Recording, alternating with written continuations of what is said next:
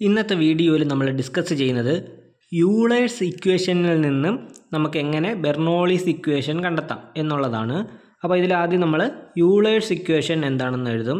Euler's equation എന്ന് പറയുന്നത് dp/ρ plus g into dz plus v into dv equal to 0.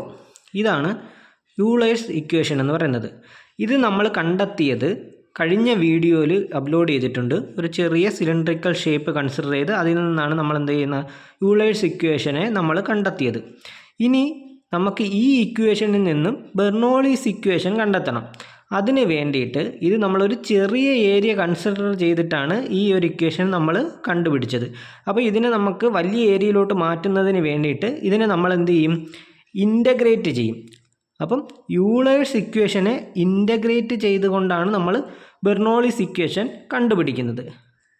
അപ്പോൾ അതിനായിട്ട് integral dp/ρ plus integral g into dz plus integral v into dv equal to 0. ഈ ഒരു ഇതിൽ നമ്മൾ ഈ ഇക്വേഷൻ എടുക്കുമ്പോൾ കുറച്ച് അസംഷൻസ് എടുക്കും. ഈ അസംഷനുകളിൽ ഒന്നെന്ന് പറയുന്നത് ഈ ഫ്ലോ എന്ന് പറയുന്നത് ഇൻകംപ്രസിബിൾ ആണെന്നാണ് എടുക്കുന്നത്. അപ്പോൾ ഇൻകംപ്രസിബിൾ ഫ്ലോ എന്ന് പറയുമ്പോഴത്തേക്കും അതിനെ നമുക്ക് കംപ്രസ് ചെയ്യാൻ പറ്റില്ല. ഉദാഹരണം എന്ന് വെച്ചാൽ നമ്മളൊരു പൈപ്പിലൂടെ പോകുന്ന ഫ്ലോ, ഒരു ലിക്വിഡ് വാട്ടറോ അല്ലെങ്കിൽ എന്തെങ്കിലും ഒരു ലിക്വിഡ് ഒരു പൈപ്പിനകത്തു കൂടി പോവുകയാണെങ്കിൽ അത് നമുക്ക് ഇൻകംപ്രസിബിൾ ആണെന്ന് പറയാം. അതായത് അവിടുത്തെ ഡെൻസിറ്റി കോൺസ്റ്റൻ്റ് ആയിരിക്കും, ചേഞ്ച് ഒന്നും വരില്ല. കാരണം ഇവിടുത്തെ വോളിയം ആ വോളിയത്തിൽ ഒക്കുപ്പൈ ചെയ്യുന്ന മാസും ഈക്വൽ ആയിരിക്കും, അതിന് ചേഞ്ച് ഒന്നും വരില്ല. അതുകൊണ്ട് തന്നെ റോ എന്ന് പറയുന്നത്, ഡെൻസിറ്റി എന്ന് പറയുന്നത് മാസ് ബൈ വോളിയമാണ്. അപ്പോൾ അതിന് യാതൊരുവിധ ചേഞ്ചും ഉണ്ടാവത്തില്ല. അപ്പോൾ അത് കോൺസ്റ്റൻ്റ് ആണ്. അപ്പോൾ നമ്മൾ ഇൻ്റഗ്രേറ്റ് ചെയ്യുമ്പോൾ ഈ കോൺസ്റ്റൻ്റ് ആയിട്ടുള്ള ഡെൻസിറ്റിയെ നമ്മൾ വെളിയിലെടുക്കും, 1/ρ. ഇനി ഡി പി ആണ് ഇവിടെ ഉള്ളത്.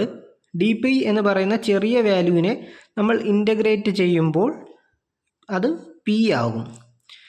ഇനി അതുപോലെ ഇവിടെ ജി എന്ന് പറയുന്നത് ഗ്രാവിറ്റിയാണ്, അത് കോൺസ്റ്റൻ്റ് ആണ്, അതിനെ നമ്മൾ വെളിയിലെടുത്തു. ഇനി ഇൻ്റഗ്രൽ ഡി ഇസഡ്, അപ്പോൾ ഈ ഡി ഇസഡ് എന്ന് പറയുന്ന ചെറിയ ഒരു വാല്യൂവിനെ ഇൻ്റഗ്രേറ്റ് ചെയ്യുമ്പോൾ അതെന്താവും, ഇസഡ് ആവും. ഇനി അടുത്ത ഇൻ്റഗ്രേഷൻ എന്ന് പറഞ്ഞാൽ integral V into D V ആണ്. അതെന്ന് പറഞ്ഞാൽ നമ്മൾ integral s⁻n into D X എന്ന് പറയുന്നത് എന്താണ്, x⁻n+1 ഡിവൈഡഡ് ബൈ n+1 ആണ്. അപ്പോൾ അത് വെച്ച് നോക്കുമ്പോൾ ഇതിനെ നമ്മൾ ഇൻ്റഗ്രേറ്റ് ചെയ്യുമ്പോൾ v² divided by 2 is equal to 0. അതായത് v⁻1 എന്ന് ഞങ്ങൾ എടുക്കും.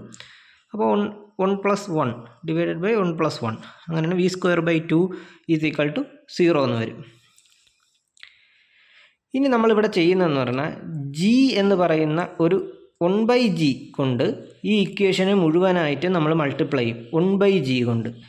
അപ്പം ഈ വാല്യൂവിൽ വരുമ്പോൾ പി ഡിവൈഡഡ് ബൈ ജി താഴെ വരും, ρg പ്ലസ് ഇവിടുത്തെ ജിയും വെട്ടിപ്പോവും.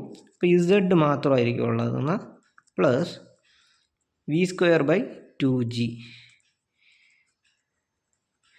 Is equal to 0. ഇതിനെയാണ് നമ്മൾ ബെർണോളിസ് ഇക്വേഷൻ എന്ന് പറയുന്നത്. ഇതിൽ ഈ p/ρgനെ നമ്മൾ പ്രഷർ ഹെഡ് എന്നാണ് പറയുന്നത്. അതായത് pressure energy per unit weight, pressure energy per unit weight. Z എന്ന് പറയുന്നത് potential energy per unit weight. v²/2g എന്ന് പറയുന്നത് kinetic energy per unit weight.